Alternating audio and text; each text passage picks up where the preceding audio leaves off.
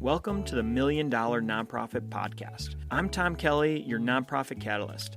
As the founder of Charity Auctions Today and Donor Books, I've spent almost 2 decades helping organizations like yours break through fundraising barriers, engage communities on a deeper level, and accelerate meaningful growth. In this podcast, along with my incredible guests, we'll uncover transformational ideas, tackle challenges head-on, and share insider strategies that you won't find anywhere else. Each episode is designed to take your nonprofit to the $1 million mark and beyond, because impact doesn't scale by chance, it scales by choice. So let's get started. Mark, thank you so much for being on the $1 Million Nonprofit Podcast today. Thank you. I appreciate the opportunity to be here. Yeah, definitely. And we're talking about you're a second generation family foundation board member that's in charge of, really the philanthropy for your family and keeping everybody together with the family foundation. And I know we're going to be talking a little bit about storytelling and some of the organizations that your family foundation supports. But I would love to just kind of start with kind of the origin story of the family foundation. And if you could just really quickly give us a little bit of background of who started the family foundation for your family, and what was the reasoning behind why they did that? Our family foundation was really part of an estate plan for my father. My father was an entrepreneur. He was aggressive in business, but he was also aggressive as a philanthropist. He loved to see problems that nobody could see a solution. If there was an action or a tool or a financial opportunity to change the outcome, he loved to jump in and do that. He loved to do that, especially for youth and people early stage in careers. He was a great mentor and team builder. And he actually was very successful, grew up in poverty and, rural farming community, depression, war, but really saw an opportunity to make a living in the energy industry as a geologist.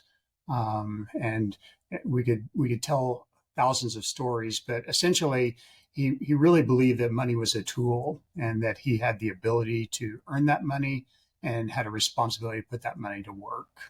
And as a result of that, he was very successful.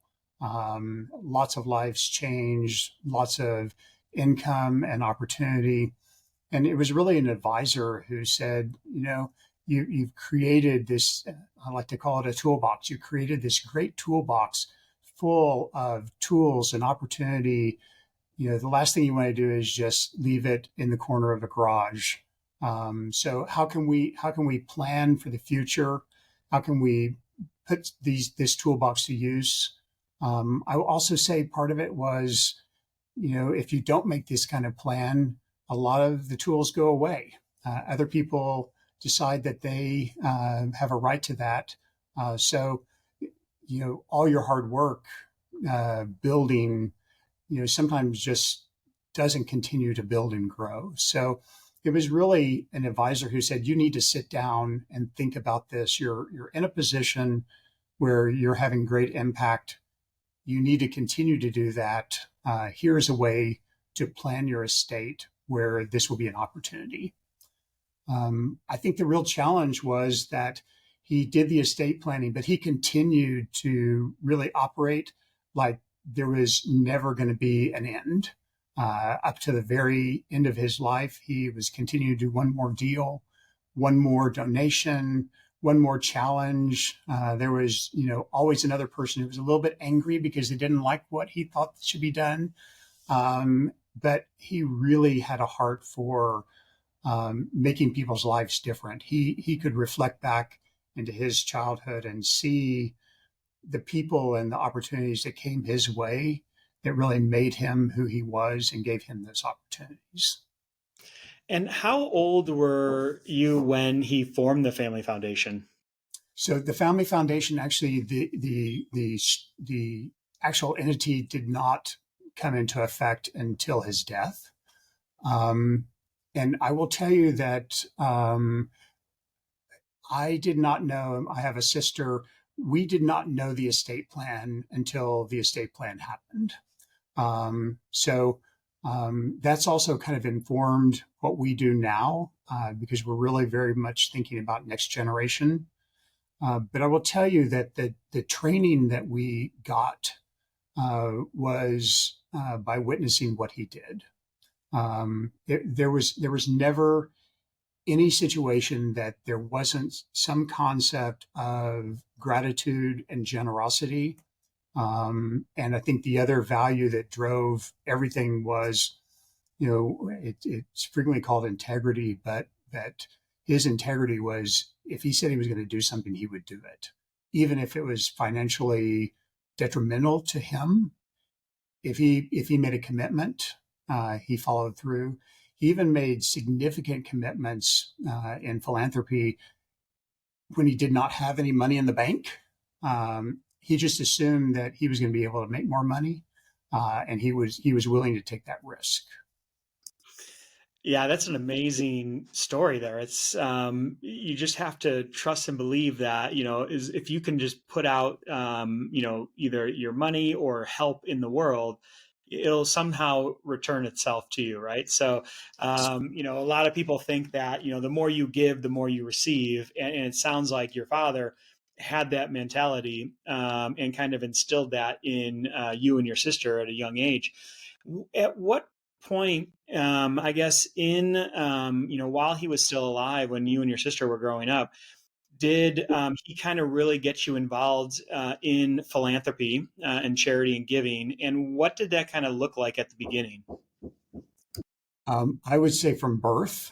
It was really part of everyday life. He was he had a great faith, and he was very committed to a faith community, and we were part of that from childhood on. And that community really was a community that he gave to, but they also gave to him. It was mutual support. And when I was really young, and he and my mom were early in their marriage, my dad was trying to build a business. He frequently he was working. There was a lot of problems in the energy industry. It's very up and down. There was a time where he could not pay the bills. He couldn't pay his mortgage. He couldn't buy food, and had his parents telling him he needed to get a different job. And he heard all of the negative feedback. And I will say that as an adult now, looking back, I realized there were several young families that were in this community together.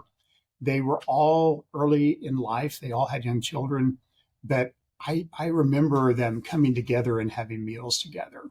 It was everybody brought what they could bring, and everybody ate and was filled. And I think that kind of he learned that from his grandparents, who were pioneers, who had to rely on community. I think that whole idea that you are part of a community, you're responsible for that community, and that community is responsible for you. That's something that we grew up with every day. And we saw that not only from, when we were very young, but we saw it throughout our entire life. And even toward the end of his life, we saw that. There was a community of individuals who really were there to support my parents as their health declined. And my parents had resources to provide for themselves, but they didn't have those money and a home and insurance and all of those things. They don't provide the relationships in the community that you really need to have, even at the end of your life.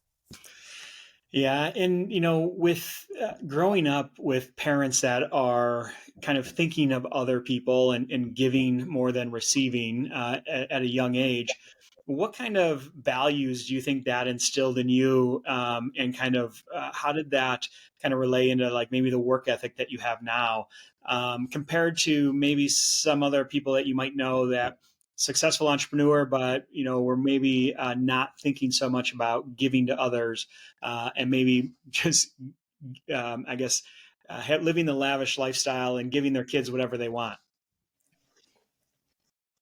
Well, it's to me, I will. So this is a challenging question. Yeah. And what I would say is that I did not always respond well to it. And that's a really nice way of putting it. Um, it sometimes, as a child in that environment, it is difficult when you're trying to develop competency, you're trying to find your own way. You want to have, mentorship. You want your parents to feel like you're competent. You want them to still challenge you, but you want them to support you. That you can't just be challenged without the support. And I think that is a real that in itself becomes the biggest challenge because you want your children to be independent. You want them to be mature adults, and you want them to have some way you want them to be contributing to society. You want them to make the world a better place. So I will say, living in that environment, sometimes it felt like I was not as important as what was happening and the support that was going out. And now I can reflect back and say, some of that was showing me the importance of making a contribution. Some of that was showing me the importance of being useful.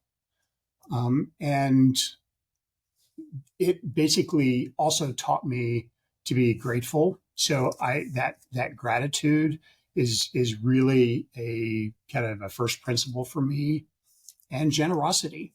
And generosity is not just writing a check when so your name is on some brochure.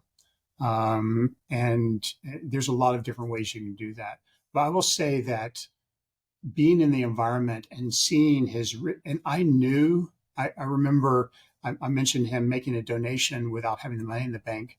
I was a freshman in college. I was 17, and I didn't really know where I was going. I was just kind of like, "You're going to college. This is just part of what you do." My dad said, "You can go to college any place that you think you can afford, or you can go to this school and I'll pay for it," which was his alma mater. So I obviously went to school there because at 17 I hadn't quite figured out the financial thing. But I remember coming home and the educational institution that was getting the donation, they made a big deal. There was ribbon cuttings and speeches and honorary degrees and all that. And at one point, he came down the podium, and we were just standing there as a family waiting for the next event. And I turned to my dad and I said, I didn't realize you had that much money to give away. And he looked me in the eye and he said, I don't. I expect that this money is going to come, but this is important, and I've committed to doing that. And he sacrificed and he fulfilled that commitment. There was a good oil well, and instead of him taking the profit, he gave it to that school. So I think he really insisted that we do something useful on our own. My sister got a college degree, school teacher. He pushed us, and my mom was part of that as well. They pushed us to be useful and to contribute, to do things for other people. And I will say, I have, as we have gone along, I do have peers who grew up in families where they did not get the push to be useful. And where I see it now is, my youngest child and our children when they were in school, frequently it's the grandparents who are paying for private school. It's the grandparents who are trying to teach the principals.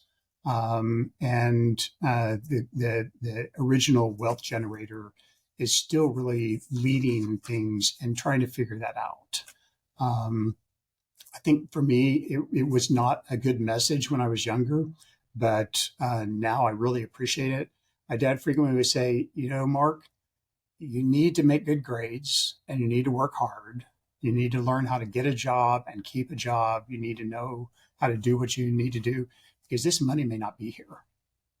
So I always had the idea, and I watched his business as I became an adult. I realized his business was high risk. Sometimes that money does go away. So if I had just sat and hoped that there would be enough to support me and my family, I could have been really disappointed. Yeah. And I will say, sometimes the estate plan was a little disappointing to me because I was like, I think I'd like to just have a check. But that was not his intent. His intent was, remember this this is a gift, it's a tool, and it's a responsibility. It's not there to just serve you. And how are you and your sister kind of utilizing the Family Foundation now for your kids? How are they involved, and what are you seeing kind of the results of them being involved with it and getting them involved in philanthropy at an early age? Kind of how is that affecting their life right now? Well, so we have three children, and my sister has two children. And so the older grandchildren had the opportunity to see some of the philanthropy, see that modeled with my parents when they were younger. They also, even though my parents are both deceased now, they have the ability to see what has happened before. So they can see where there's a name on a building, where there's an organization that is thriving today because of a contribution. They can hear the stories, and it's very important for us to take the people who knew when we're doing that right now. We're taking time to talk with the people who were my dad's peers and saying, what do you remember? What stories do you remember? My dad was a great storyteller. He loved to tell stories. He loved being around people. So we're taking those, and we have the opportunity to share those with the next generation. But I think what really has had an impact is my two older children have cystic fibrosis, and when they were born, there were treatments that kind of took care of symptoms, but when they were born, we were basically told they're likely to survive only to the age of 30. So there was a urgency in taking our background, taking our resources and our energy and our network and saying, how do we put that to use so that our children live whole and long lives? We want to be able to hold them accountable to being useful. And you can't do that if they have a chronic illness that doesn't allow them to do anything and have a long-term horizon. So very early on, we got involved with fundraising through the Cystic Fibrosis Foundation. We started connecting with that community and saw that there was a huge need. So we brought our children into that. So as they did activities growing up, my oldest son loved car racing, and he started racing at the local dirt track, and then that led to other types of racing. He continued to race and even raced professionally up through college with cystic fibrosis. But we invited local news stations to come to our shop when he was a 10-year-old, and have him talk about racing and what it's like to have cystic fibrosis and why, we're raising money for cystic fibrosis and what we're hoping for that. So we actually gave them opportunities. My daughter did the same thing. She was a tennis player. We had charity tennis events where she played and she spoke on camera. We really gave them the opportunity. We didn't force them to do that, but I think they understood the importance it was to us and to our family and then other people who were being challenged by this disease. So we just made it part of everyday life, that this is just part of who we are, and part of who we are is to be problem solvers. And you only do that by talking about the problem out loud and building community around you to solve that problem. Well, and I think kind of letting them shine their light to say, hey, I can still achieve all of these great things, even though I have, this thing that's, affecting my life. And, just other, kids or people having, cystic fibrosis could just look at them and be like, hey, there's hope, there's possibility. This doesn't have to debilitate me right now. I can, still go out there and achieve. When did you kind of realize like putting them out there and sharing their story, can really kind of inspire other people? But was it early on? Was it really your kids that wanted to do that?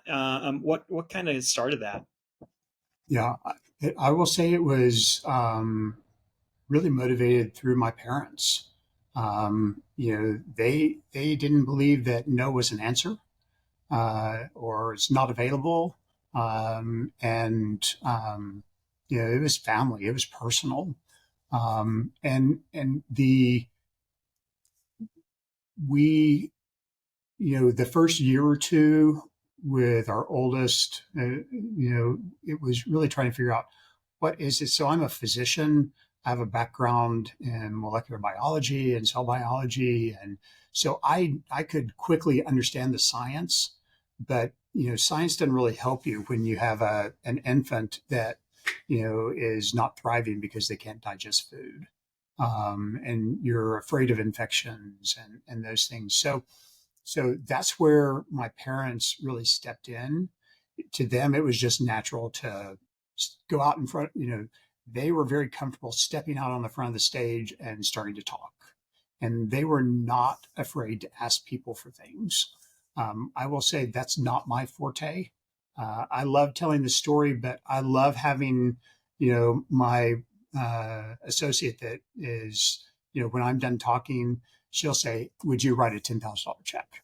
I need that person there with me. But our oldest was about 2 years old, and we finally felt comfortable to kind of understand where we were and what we were doing.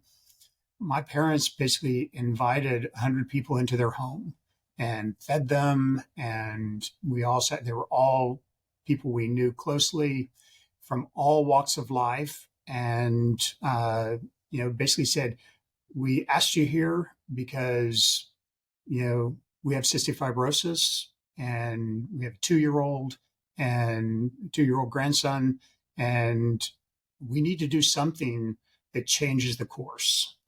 We don't know what his life will be. We don't know how long his life will be, but we need to do this. So, I stepped up. I said, this is what we know about it. This is where we are in his health journey. Here are the things that we don't have, the things that we think we could use. And we just ask you to help us brainstorm and think. And out of that evening, people just stepped up and said, hey, we had one guy who is a media guy, very well connected. He said, I love roller coasters. Let's do a roller coaster marathon. Well, that turned into a Ferris wheel ride, which we raised a lot of money and awareness. 24 hours on a Ferris wheel. It was quite an experience, especially in the rain one year. But this community, we didn't start cold. We started with our friends and family. And, these are people, like I said, these are people that are part of our community that we have stepped in and helped. Some of that's significant, some of it insignificant. But they saw the need, they felt the urgency. And, in that room, there were people who helped us, think about how do we, we didn't have a Cystic Fibrosis Foundation office here. We had a nurse who was an incredible resource and building families. How do we build that? How do we connect the community? We didn't really have a great, we didn't have a great connection with the CF community and the Oklahoma City community. But we relied on those people to step in, and they had the energy and the time and, the emotional stability when we didn't have that to step up.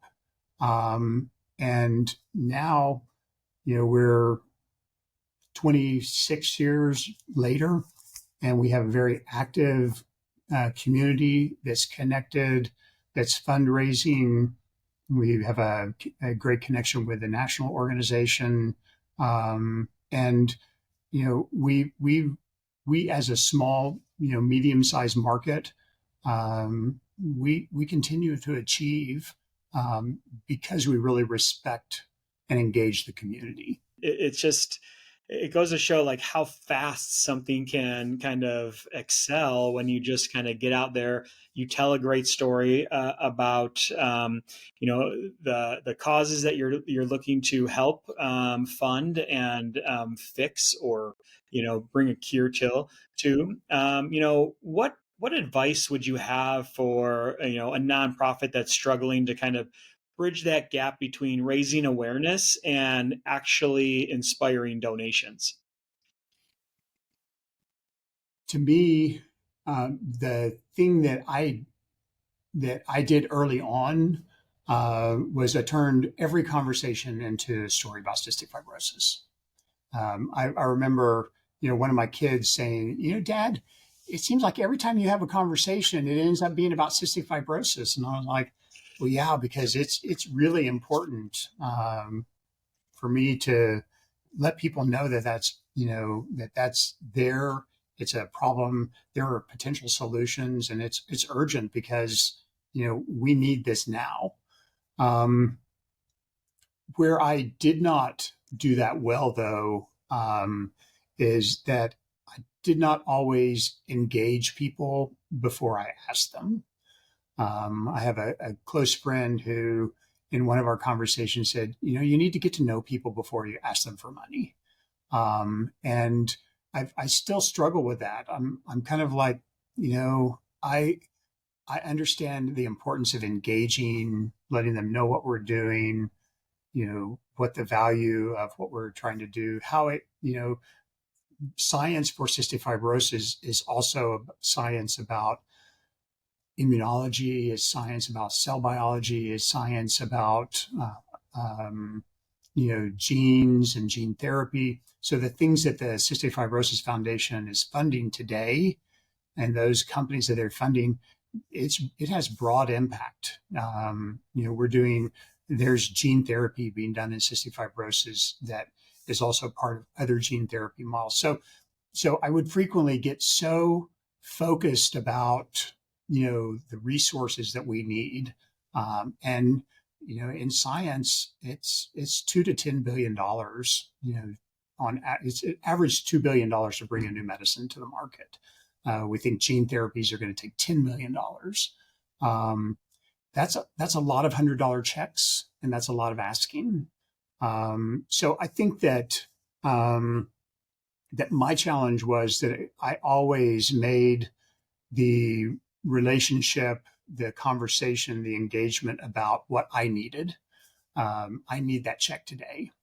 And some people, if they're already in your community, they already know you, and they already want to be part of your support. They're going to write the check. They're not going to, they're not going to be offended by that. And you always give people the opportunity to say no.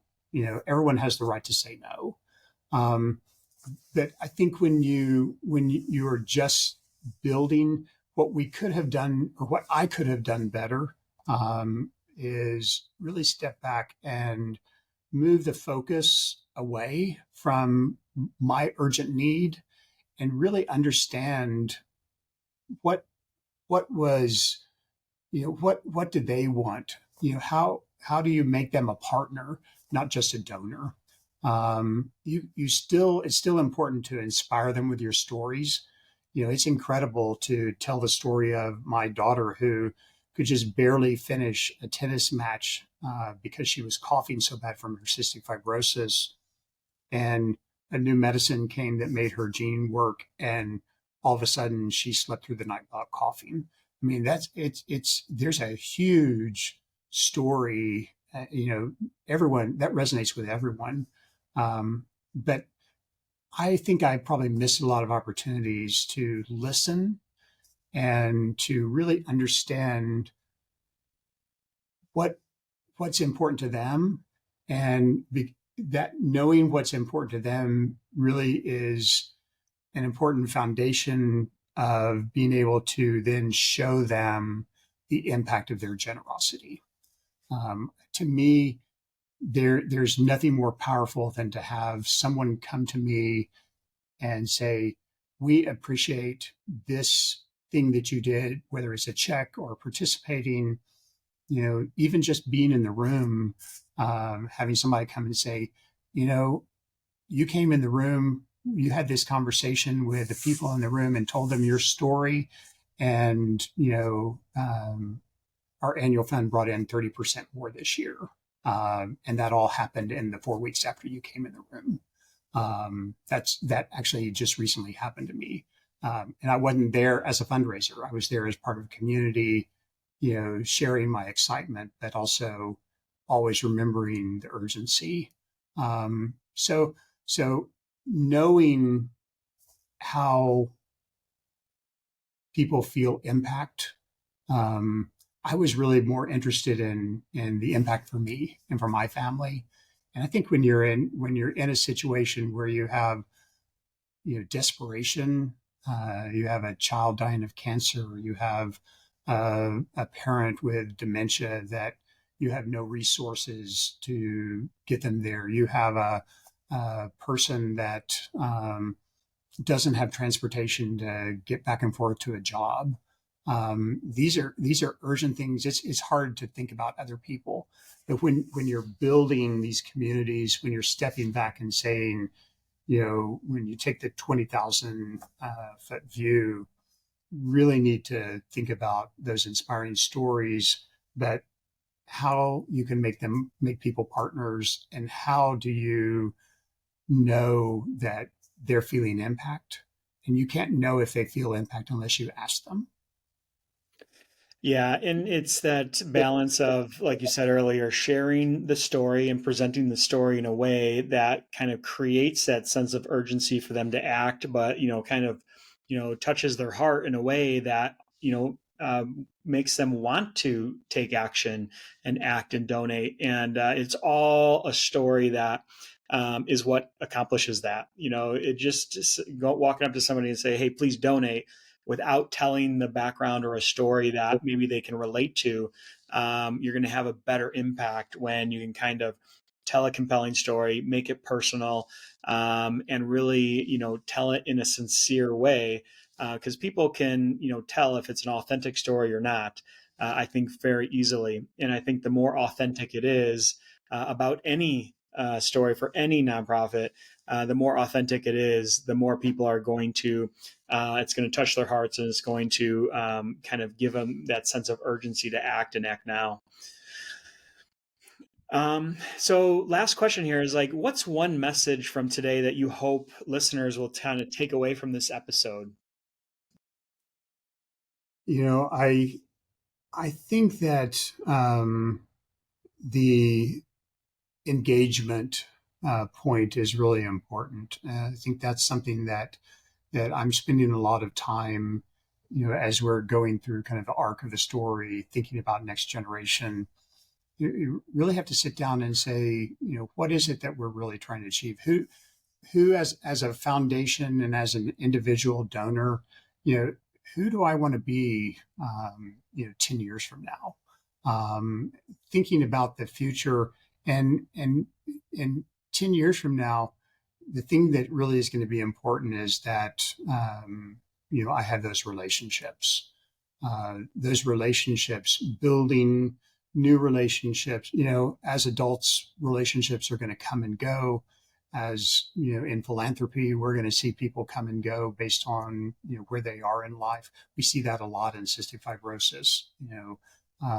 It's hard to be engaged if you lose a loved one to the disease, or it's hard to be engaged if you've worked really hard and then some treatment comes along that now all of a sudden everything is good. We've got 30 more years. So, let's take some time to experience life that we haven't had. You don't know what new challenges will come in the area of your cause or your interest. All you can do, though, is continue to have those relationships and continue to engage, and maybe engagement without an immediate ask. That's something I'm still trying to learn. Well, this has been great. Thank you so much for sharing the story about the Family Foundation, how it started, how you and your sister have taken over, and the great work that you're doing now for cystic fibrosis and getting the word out there and raising money for the cause to try to find a cure. Mark, thank you so much for being on the $1 Million Nonprofit Podcast today. Thank you, Tom. I really appreciate it. Thank you for tuning in to the $1 Million Nonprofit Podcast. If you'd like free resources to take your nonprofit to the $1 million mark, visit realtomkelly.com/playbooks. And because I'm committed to helping nonprofits maximize their impact and reach as many people as possible, contact us at hello@realtomkelly.com to explore bringing me in to speak at your next event. And as always, I'm looking forward to sharing more transformative insights with you on our next episode.